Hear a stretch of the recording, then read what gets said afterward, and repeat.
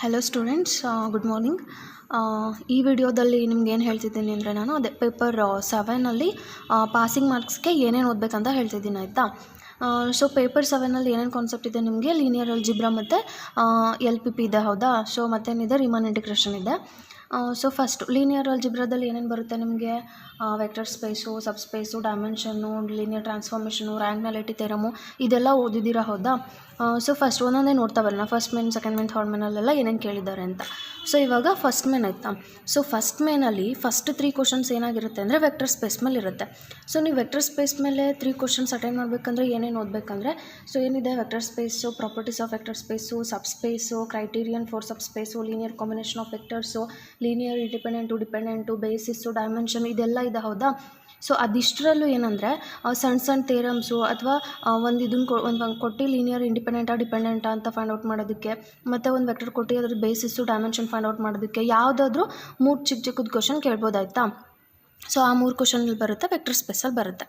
Next 4, 5, 6 questions ಏನಾಗಿರುತ್ತೆ ಅಂದರೆ linear transformation and inner product ಸ್ಪೇಸಲ್ಲಿ ಬರುತ್ತೆ, ಆಯಿತಾ. So linear transformation and inner product ಸ್ಪೇಸಲ್ಲಿ ಏನೇನಿದೆ ನಿಮಗೆ, ಲೀನಿಯರ್ ಟ್ರಾನ್ಸ್ಫಾರ್ಮೇಷನ್ದು ಪ್ರಾಪರ್ಟೀಸ್ ಇದೆ, ಮ್ಯಾಟ್ರಿಕ್ಸ್ ಆಫ್ ಲೀನಿಯರ್ ಟ್ರಾನ್ಸ್ಫಾರ್ಮೇಷನ್ ಇದೆ, ರ್ಯಾಂಕ್ ನಲಿಟಿ ಥಿಯರಮ್ಸ್ ಇದೆ, next fundamental theorem of homomorphism ಇದೆ, ಅದೆಲ್ಲ ಇದೆ.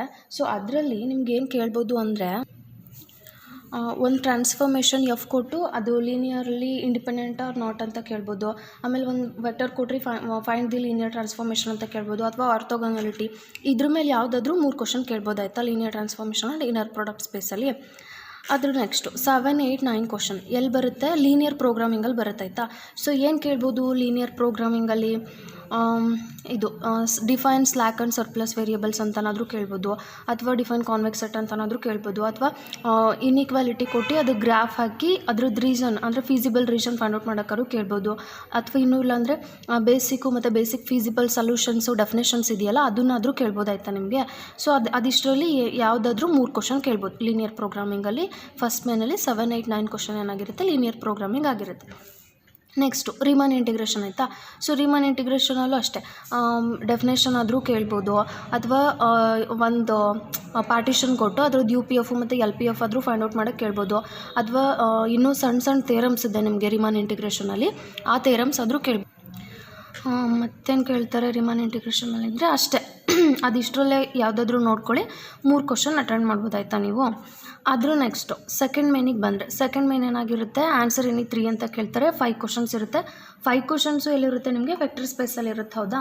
ಸೊ ವೆಕ್ಟರ್ ಸ್ಪೇಸಲ್ಲಿ ನಿಮ್ಗೆ ಏನೇನು ಕೇಳ್ಬೋದು, sub space, linear combination, basis, ಆಮೇಲೆ how many vectors are spanned by the vectors ಅಂತ ಕೇಳ್ತಾರಲ್ಲ ಅದು, ಅಥವಾ find the basis and dimension of the vector ಅಂತ ಪ್ರಾಬ್ಲಮ್ಸ್ ಇದೆಯಲ್ಲ ಅದು, ಆ ಥರದ್ರಲ್ಲಿ ಯಾವುದಾದ್ರೂ ಪ್ರಾಬ್ಲಮ್ಸ್ ಕೇಳ್ಬೋದಾಯ್ತಾ ನಿಮಗೆ.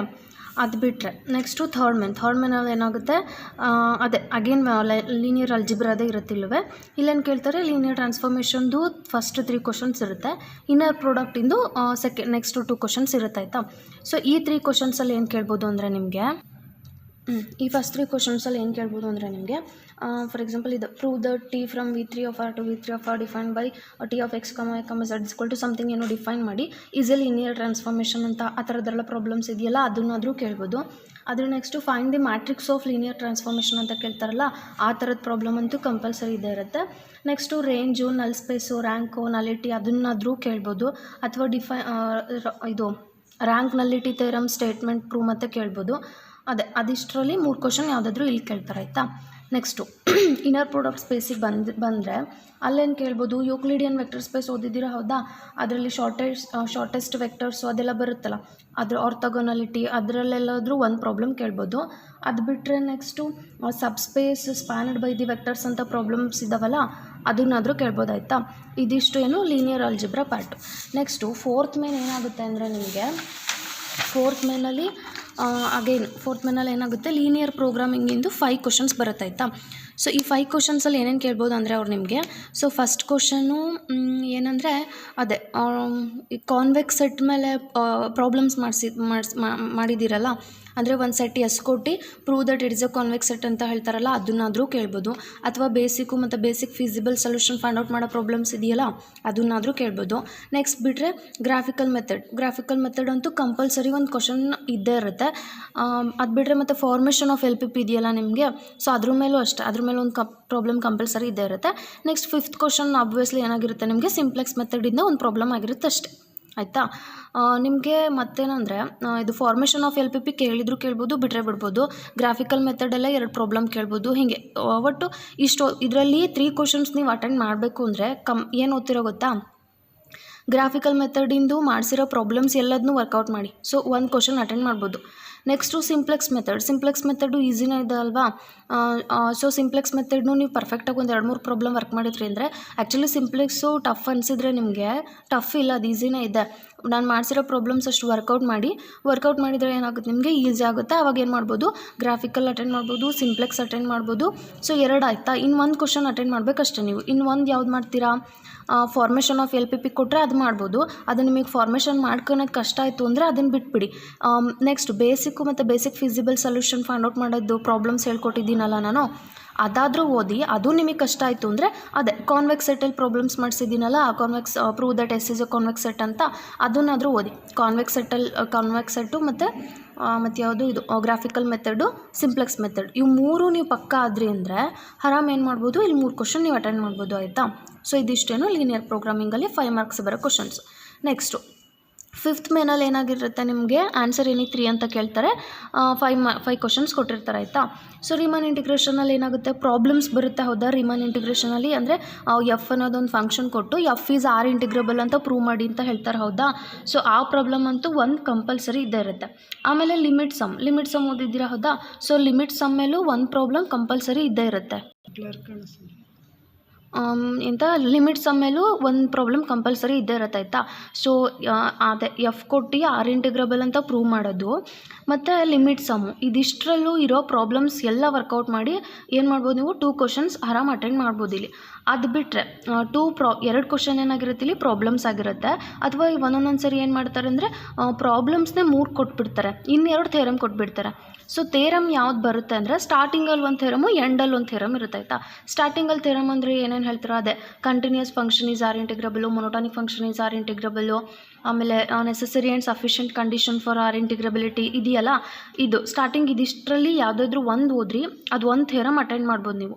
ಸೊ ಅಲ್ಲಿಗೆ ಲಿಮಿಟ್ ಸಮ್ ಮೇಲೆ ಪ್ರಾಬ್ಲಮ್ಮು, ಅದೇ ಎಫ್ ಇಸ್ ಆರ್ ಇಂಟಿಗ್ರೇಬಲ್ ಅಂತ ತೋರಿಸೋದ್ರಲ್ಲಿ ಒಂದು ಪ್ರಾಬ್ಲಮ್ಮು, ಸ್ಟಾರ್ಟಿಂಗ್ ಥೇರಮ್ಸ್ ಓದಿದ್ರೆ ಅದರಲ್ಲಿ ಒಂದು ಥೇರಮ್ ಕಂಪಲ್ಸರಿ ಬಂದೇ ಬರುತ್ತೆ. ಅಲ್ಲಿಗೆ ಏನು ಮಾಡ್ಬೋದು, 3 ಅಟೆಂಡ್ ಮಾಡ್ಬೋದು. ಅಥವಾ ಒಂದೊಂದು ಸರಿ ಏನಾಗುತ್ತೆ, 3 ನಿಮಗೆ ಥೇರಮ್ಸ್ ಏನಾದರೂ ಅರ್ಥ ಆಗಿಲ್ಲ, ಕಷ್ಟ ಆಗ್ತಿದೆ ಅಂದರೆ ಬಿಟ್ಬಿಡಿ. ಒಂದೊಂದು ಸರಿ ಏನು ಮಾಡ್ತಾರೆ, 3, 3, 4, 5 3 ಕ್ವಶನ್ ಏನಾಗ್ಬಿಡುತ್ತೆ ಅಂದರೆ ಪ್ರಾಬ್ಲಮ್ಸೇ ಕೊಟ್ಬಿಡ್ತಾರೆ. ನೋಟ್ಸಲ್ಲಿರೋದು ಅಷ್ಟು ಪ್ರಾಬ್ಲಮ್ಸ್ ನೀವು ವರ್ಕೌಟ್ ಮಾಡಿದ್ರಿ ಅಂತ ಅಂದರೆ ಏನು ಮಾಡ್ಬೋದು, ಈ ಪಾರ್ಟಲ್ಲೂ ಏನು ಮಾಡ್ಬೋದು, 3 ಕ್ವಶನ್ ಅಟೆಂಡ್ ಮಾಡ್ಬೋದು ನೀವು. ಸೊ ಅಲ್ಲಿಗೆ ನಿಮ್ಮದು ಪೇಪರ್ 7 ಪೇಪರ್ ಪ್ಯಾಟ್ರನ್ ಇಷ್ಟೇ ಇರೋದು. ಸೊ ಎಲ್ಲಿ ಜಾಸ್ತಿ ಕಾನ್ಸಂಟ್ರೇಟ್ ಮಾಡ್ತೀರಾ ಅಂದರೆ LPP ಜಾಸ್ತಿ ಕಾನ್ಸಂಟ್ರೇಟ್ ಮಾಡಿ, ಈಸಿ ಇರುತ್ತೆ, ಈಸಿಯಾಗಿ ಆನ್ಸರ್ ಬರುತ್ತೆ, ಅಟೆಂಡ್ ಮಾಡ್ಬೋದು. ನೆಕ್ಸ್ಟ್ ರಿಮಾನಲ್ಲೂ ಅಷ್ಟೇ, ಇದರಲ್ಲಿ ನಿಮಗೆ 3 ಅಟೆಂಡ್ ಮಾಡೋಕ್ಕಾಗಲಿಲ್ಲ ಅಂದರೂ 2 ಆದರೂ ಅಟೆಂಡ್ ಮಾಡ್ಬೋದು ಪ್ರಾಬ್ಲಮ್ಸ್. ಅದೇ ಲಿಮಿಟ್ ಸಮ್ ಇನ್ನೊಂದು, ಎಫ್ ಇಸ್ ಆರ್ ಇಂಟಿಗ್ರೇಬಲ್ ಇನ್ನೊಂದು. ಸೊ ಅಟೆಂಡ್ ಮಾಡಿದರೆ ನೀವೇನಾಗ್ಬೋದು, ಪಾಸ್ ಆಗ್ಬೋದು. ಇದು ಬಿಟ್ಟರೆ 2 ಮಾರ್ಕ್ಸಿನ ಪ್ರಾಬ್ಲಮ್ಸ್ ಇರುತ್ತಲ್ಲ, ಇಲ್ಲೂ ಅಷ್ಟೇ, ಇಲ್ಲೂ LPP ಪ್ರಾಬ್ಲಮ್ ಈಸಿ ಇರುತ್ತೆ, ಅಟೆಂಡ್ ಮಾಡ್ಬೋದು. ಇಲ್ಲೂ ರಿಮಾನ್ ಇಂಟಿಗ್ರೇಷನ್ದು ಡೆಫಿನೇಷನ್ಸು ಅಥವಾ ಸಣ್ಣ ಥೇರಮ್ಸ್ ಕೇಳ್ತಾರೆ. ಸಣ್ಣ ಥೇರಮ್ಸ್ ಈಸಿ ಇದೆ. ಸೊ ಅದನ್ನು ಓದಿದ್ರು ಏನು ಮಾಡ್ಬೋದು ನೀವು, ಆರಾಮ್ ಪಾಸ್ ಆಗ್ಬೋದು, ಪಾಸಿಂಗ್ ಮಾರ್ಕ್ಸ್ ಸೆಕ್ಯೂರ್ ಮಾಡ್ಬೋದು, ಆಯಿತಾ. ಸೊ ಇಷ್ಟೇ. ಇದರಲ್ಲಿ ಏನಾದ್ರು ಡೌಟ್ಸ್ ಇದ್ದರೆ ಕಾಂಟ್ಯಾಕ್ಟ್ ಮಾಡಿ. ನಿಮ್ಗೆ ಇಂಪಾರ್ಟೆಂಟ್ ಕ್ವಶನ್ಸ್ ಬೇಕು ಅಂದರೆ ಕ್ವಶನ್ ಬ್ಯಾಂಕ್ ಕೊಟ್ಟಿದ್ದೀವಿ, ಕಲೆಕ್ಟ್ ಮಾಡ್ಕೊಳ್ಳಿ. ಇಲ್ಲ ಅಂದರೆ ಕೇಳಿ ನಾವು ಕಳಿಸ್ತೀವಿ, ಆಯಿತಾ. Thank you.